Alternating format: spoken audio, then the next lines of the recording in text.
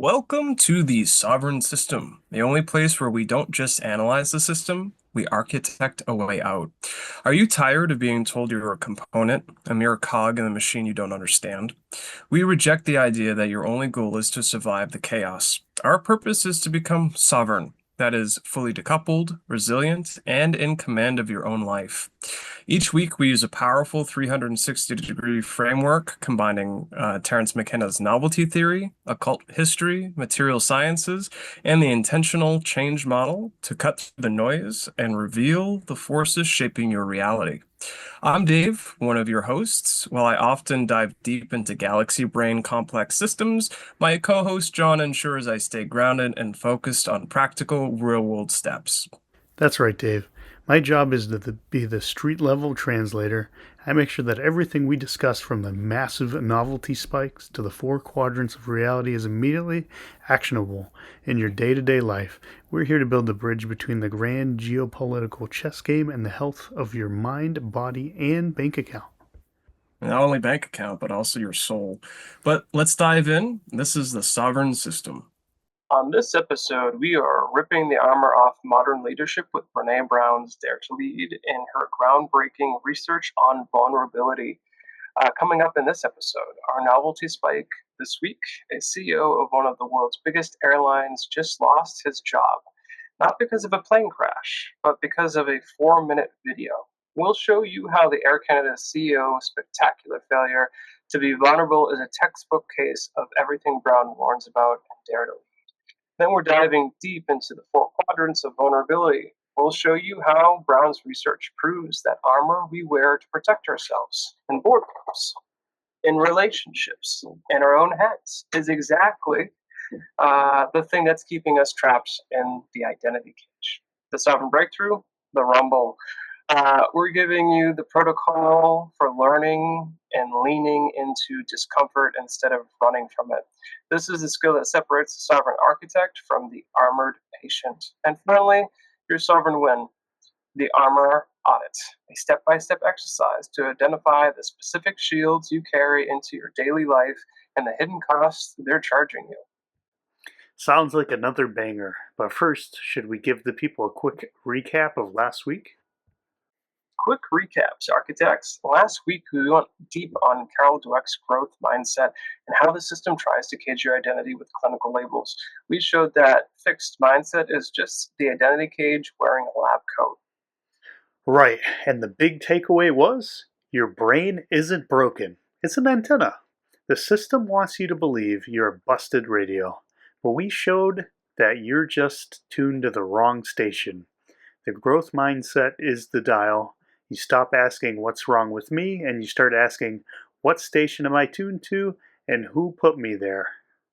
And the sovereign win was the 7-day reality warping challenge. If you did it, if you actually committed to catching yourself in fixed mindset moments and choosing the growth response, you already started rewiring. That's not metaphor, that's neuroplasticity in action. Your brain physically changed shape this week.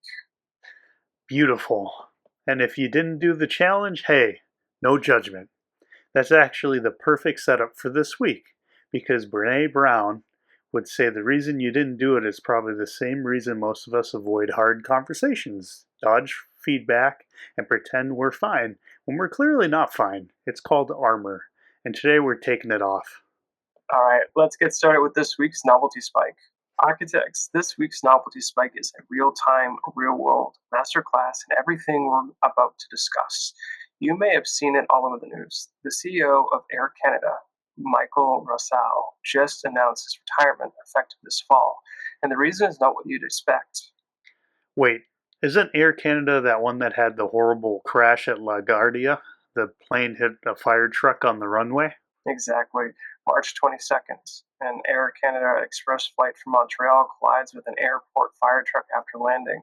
Both pilots, Captain Antoine Forrest and First Officer Mackenzie Gunther, were killed. Dozens of passengers injured. A genuine tragedy. So the CEO resigned because of the crash, Dave? No, he resigned because of a 4-minute video. The day after the crash, Rossell posts a condolence video. He expresses his deepest sorrow. Sounds like the right move, but except for one critical detail. He delivered the entire thing in English. The only French words he said were bonjour at the very start and merci at the end. Okay, for our American listeners who might be thinking, so what? Canada has two official languages. Air Canada is headquartered in Montreal, which is in Quebec, which is, French. And one of the two pilots who died, Captain Forrest, was a French speaking, Quebecier. So the CEO of the Montreal based airline couldn't even say, I'm sorry, your sons died in the language of the people mourning them? Yeah, that's the gut punch, and it gets worse. This wasn't a new problem. When Russell became CEO back in 2021, he was criticized for giving a speech almost entirely in English in Montreal. He actually expressed some pride in having lived in Montreal for over a decade without speaking French. He promised to learn 5 years and over 300 hours later of French lessons. Bonjour and merci is the only thing he could utter. 300 hours, Dave? I took 300 hours of Spanish in high school. I can order a burrito, argue with a cab driver, and apologize to someone's grandmother. This man had 300 hours, and all he got was the menu at a French restaurant? But here's what kills me, Dave. This isn't really about French. I mean, it is about French, and that matters enormously. But underneath that, this is about a guy who spent 5 years armoring up against the thing that scared him, being vulnerable, being imperfect, being the guy who butchers the pronunciation, instead of just trying, stumbling through it, and being a human being. And that's exactly where Brene Brown's work comes crashing in. In Dare to Lead, she defines armored leadership as the reflex to self protection rather than serve. Russell chose the armor of English subtitles over the vulnerability of a broken, halting, imperfect attempt in French, and the Quebec National Assembly voted 92 to 0. That's unanimous, John, calling for his resignation. The Prime Minister called it a lack of judgment and a lack of compassion. Over 1,800 formal complaints were filed. 92 to 0? You know what else gets 92 to 0 votes? Should we keep having oxygen? That's how badly he missed the moment. And here's how, Brene Brown's lesson in neon lights, folks. The man had two choices. Door number one, record a messy, imperfect video where he stumbles through French, maybe butchers a few words, maybe tears up a little because two of his pilots just died. He looks human. He looks like he's trying. He looks like a leader who gives a damn. Door number two, the polished, English only corporate statement with subtitles technically correct, emotionally bankrupt the armor play. He picked door two and it cost him everything. Brown has a phrase for this. She says, the absence of vulnerability is not safety. The absence of vulnerability is disengagement. Marcel's video was technically a condolence, but it was emotionally a press release, and people can smell the difference. The system tells leaders to be polished, controlled, and invulnerable. But when the moment of real human connection arrives, all that polish becomes a wall. It's the ultimate sovereign lesson, right? The system trained this guy to armor up to be a polished CEO, the strategic operator, and when the moment came that demanded raw, messy, imperfect humanity, he didn't have the muscle for it because he'd spent his whole career making sure that muscle never got exercised. Architects, that's the preview of the episode. The armor that protects you from looking weak is the exact thing that prevents you from being strong. Let's get into that research. Dave, before we go full quadrant mode, give us the download on the book itself, Dare to Lead. What's the big picture for someone who hasn't read it? At its core, Dare to Lead is the result of 20 years of research by Brene Brown with over 400,000 data points. And the biggest finding is counterintuitive. Vulnerability is not a weakness, it is the single most accurate measure of courage. I hear vulnerability, and my brain immediately goes to that image of standing on stage in your underwear, but it's not that, right? No, not at all. Brown defines vulnerability as the emotion we experience during times of uncertainty, risk, and emotional exposure. Is not about oversharing or being weak. It's about having the guts to show up when you can't control the outcome. She then identifies what she calls the armor, the specific defense mechanisms we use to avoid that feeling. Give me the greatest hits on the armor. What are the big ones? Yeah, so the big three are, number one, foreboding joy. That's when something good happens, and instead of enjoying it, you immediately catastrophize. This is going too well. Something bad is about to happen. Number two is perfectionism. Not the healthy drive to excel, but the belief that if you don't do everything perfectly, you can't avoid blame and shame. And number three, numbing. Scrolling, drinking, overworking, anything to avoid sitting with uncomfortable emotions. Oh man, foreboding joy. I know that one personally. You're having a great day, the sun is shining, your friends are laughing, and your brain goes, well, clearly someone is about to get hit by a bus. It's like your nervous system has a subscription to the worst case scenario newsletter, and it auto renews every month. And perfectionism, that's the one that got our friend Rousseau. He couldn't do French perfectly, so he did it not at all. By the way, I clearly didn't do his name correctly. Perfect is the enemy of connected. Exactly. And the antidote Brown prescribes is what she calls the four courage building skill sets. The first is rumbling with vulnerability, leaning into hard conversations instead of avoiding them. The second is living into your values, not just naming them, but practicing them under pressure. The third is braving trust, an acronym for seven elements of trust: boundaries, reliability, accountability, vault, integrity, non judgment, and generosity. And fourth is learning to rise, the ability to get back up after a failure or a fall. That last one is huge. Learning to rise. That's the growth mindset from last week, wearing a leather jacket. It's the hero descent, but with a map. And here's what I love. Brown isn't saying just be vulnerable and everything will be fine. She's saying vulnerability is a skill. You can train it. You can get better at it. It's not some personality trait you either have or you don't. Which is actually the perfect bridge into our deep dive.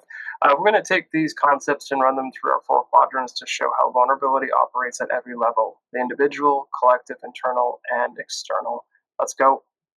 Quadrant 1, the inner world. Picture this. You're 10 years old, you come home from school and you're crying because some kid made fun of you in front of everybody. Maybe your art project was ugly. I had a lot of those. Maybe you fell during the race. That happened a lot. And the adult in your life who loves you, who means well, says one of those three devastating sentences: stop crying. Big kids don't cry. Don't let them see you're upset. That gives them power. Or the all time classic, just toughen up, Dave. In that moment, something installs in your operating system a tiny little program that says feeling things out loud is dangerous. Hide it, bury it, build a wall. And from that day forward, every time life asks you to be real, to admit you're scared, to say you don't know, to ask for help, that program kicks in. The armor goes up, and by the time you're 40, you don't even remember putting it on. You just think that's who you are. John's story is backed by Brown's research at a deep level. In her data, the number one barrier to vulnerability was what she calls shame, not guilt, shame. And the distinction matters. Guilt says, I did something bad. Shame says, I am bad. Brown found that shame is intensely painful feeling that we are somehow flawed and therefore unworthy of connection. And that's where the armor originates. Neurologically, shame activates the same brain regions as physical pain. When you experience shame, your amygdala fires as if you're being physically attacked. Your prefrontal cortex, the rational decision making part, goes partially offline. You literally cannot think clearly when you're in a shame spiral. And so the brain learns: avoid the trigger, build the wall, armor up. See, that's the trap. The system didn't just hand you the armor, it made you grateful for it. You think the armor is keeping you safe, but Brown's research shows the opposite. The armor keeps you isolated, it keeps you performing instead of connecting. You're not safe behind the wall, you're just alone behind it. So here's why this matters to you right now listening to this. If you've ever been in a conversation where you knew you should say the honest thing, I'm struggling, or that hurt me, or I don't know what I'm doing, and you swallowed it and said I'm fine instead, that's the armor. You just met it. Say hello.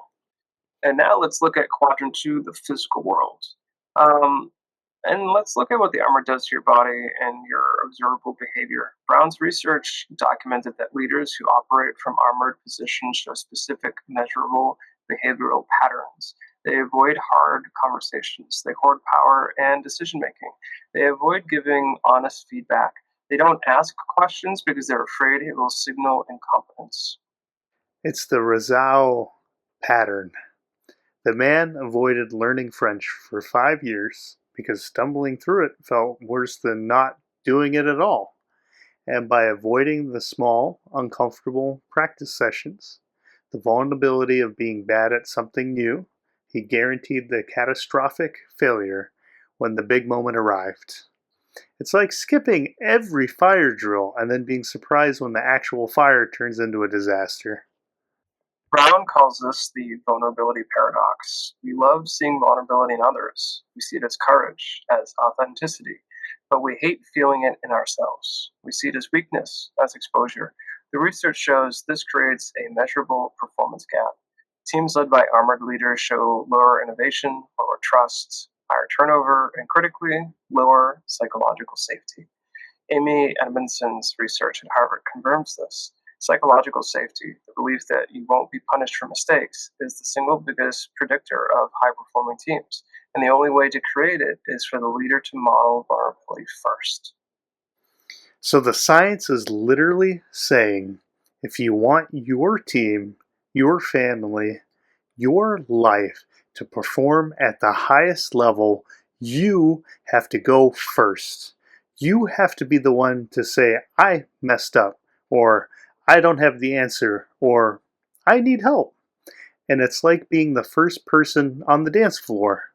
Yeah, you look ridiculous for 30 seconds, but then everybody else joins in and suddenly you're the legend who started the party. Except our friend Razal refused to get on the dance floor.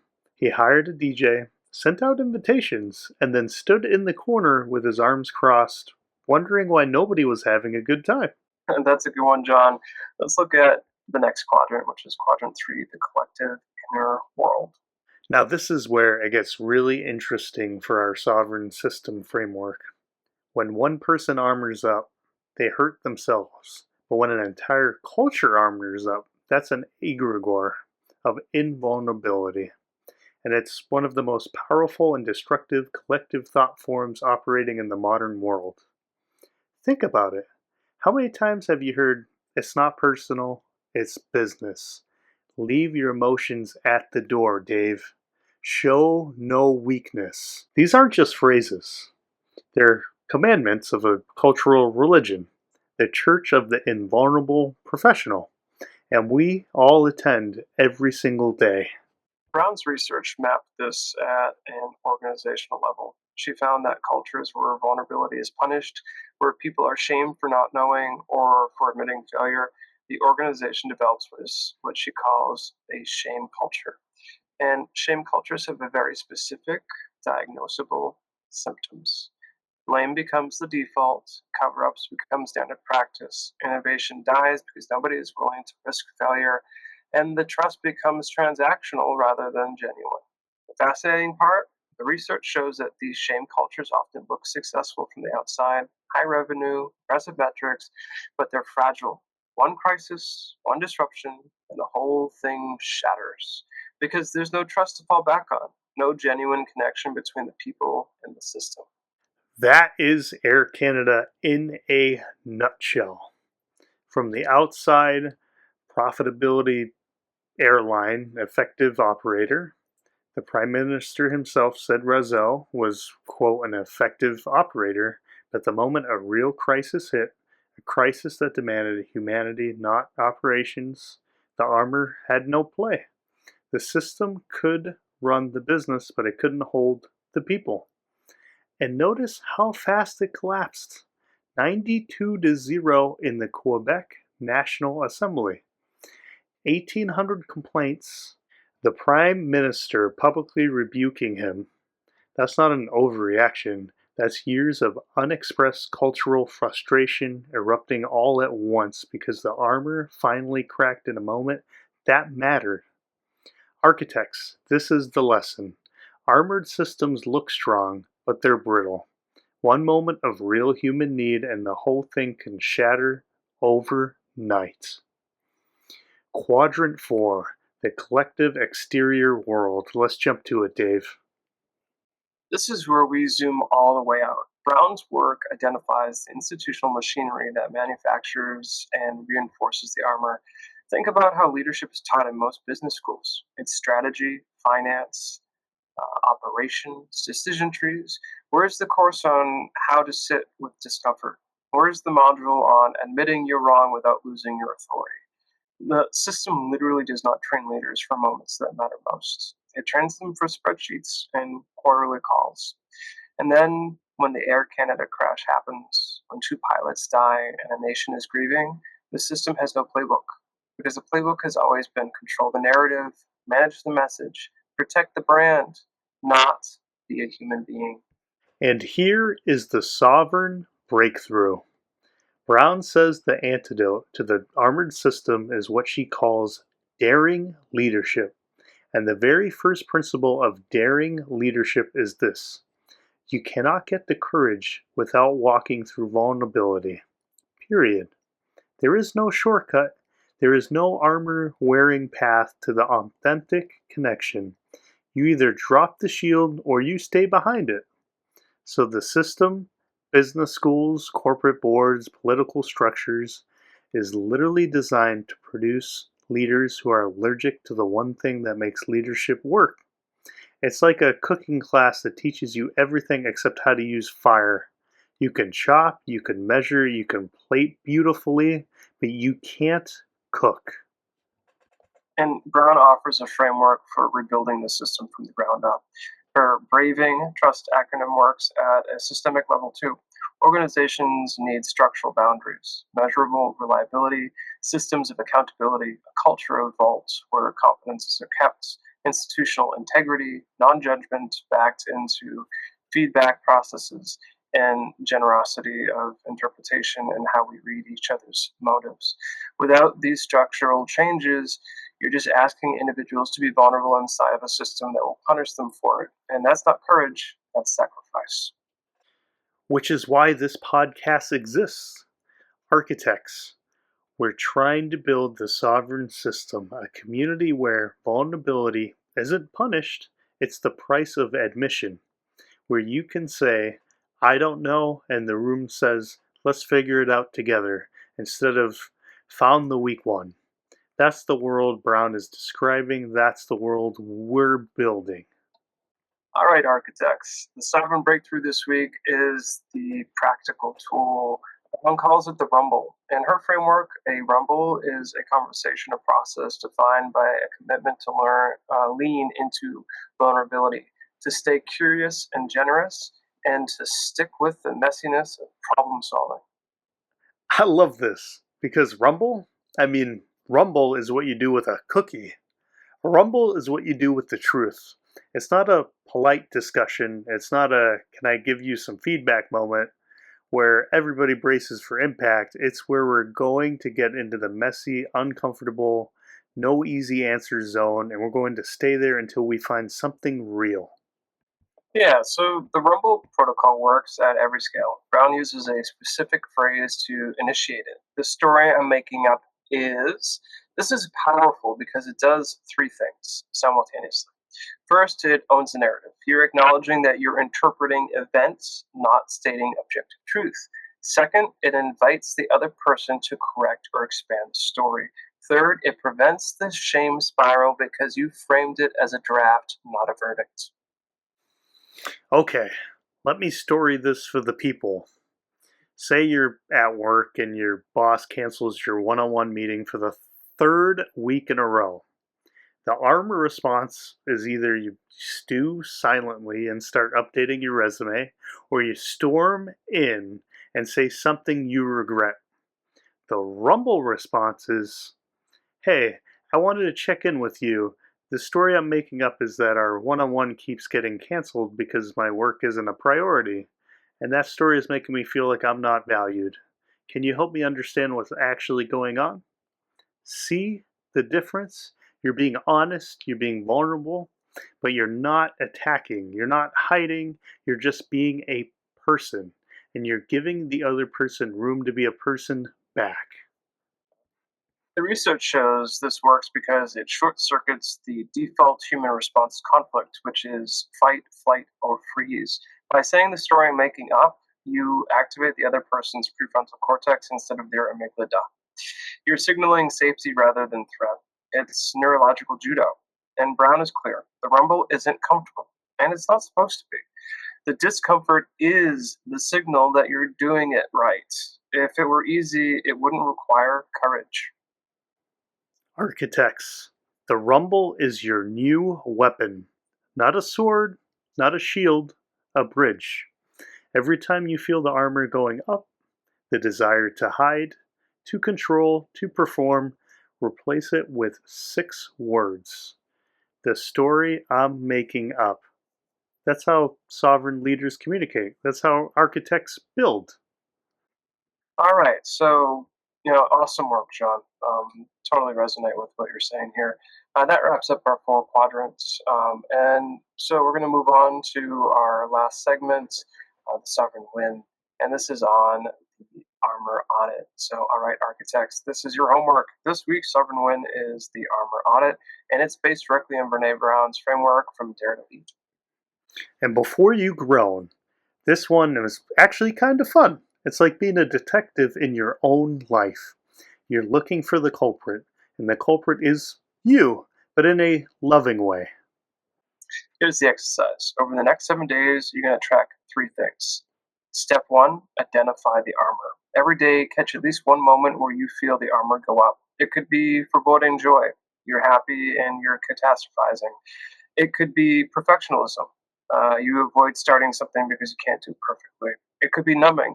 You reach for the phone, a drink, or overwork to avoid sitting with a feeling.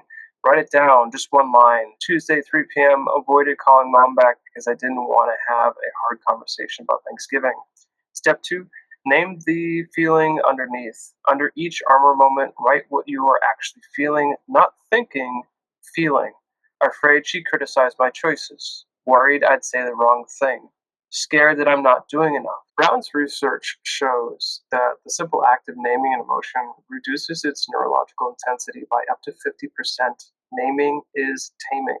And step three, calculate the cost. For each armor moment, write down what the armor cost you, not what it protected you from, what it cost you.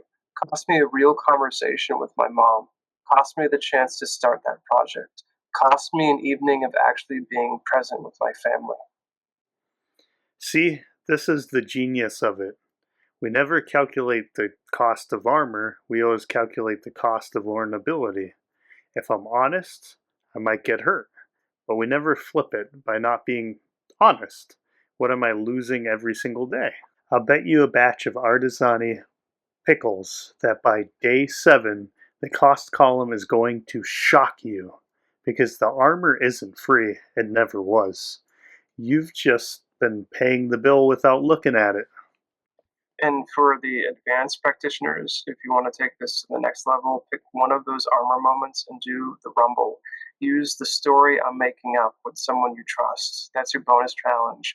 One rumble, one conversation where you choose the bridge over the wall. And share it with the sovereign system community. Because remember what Brown says and what we said last week, you cannot do this work alone.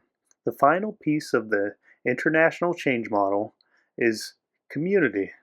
You need a network of like valued people who will hold space for you while you practice being brave. That's what we're building here. That's what the sovereign system is. Absolutely, John. 100% what the sovereign system is. And I think, I learned about Brene Brown a while ago. It's been many years. I actually used a lot of her work in my TED Talk because I thought it was so important.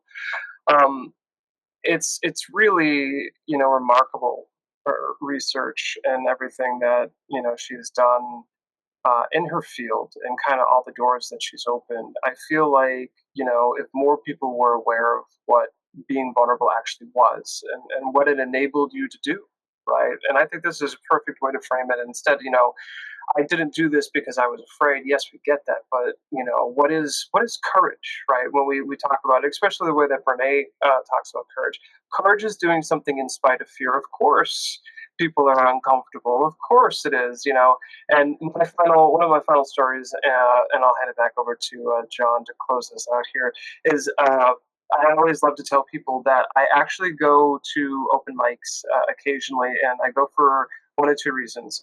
The first reason being is you're going to find those pretty amazing up and coming new artists, right? The new comedians that are really going to go the circuit and are fantastic. You're just laughing the entire time. And then the other one is the rumble. The secondhand embarrassment is so profitable for some of these people that you have no choice but to experience that emotion with them, right? And I think that is one of the most perfect rumble exercises you can do. I know it sounds funky, but that's how I got to this point in a lot of ways where I lean into these uncomfortable sensations. I don't run from them because, again, these are signals, right? Everything that we've built up here, all of these systems we're introducing you to is a way for you to kind of regain your agency in a system that's trying to keep you asleep. Definitely more to come. We have some exciting things coming up in the very near future for the channel, but that's not ready, and we're definitely not going to talk about it here, but more to come. So I'm going to hand it back over to you, John. Take us out, bud. Until then, architects, lose the armor, start the audit, and remember the story you've been making up about yourself is just a draft. You're the author. You can rewrite it at any time. Be brave, be sovereign. We'll see you next week.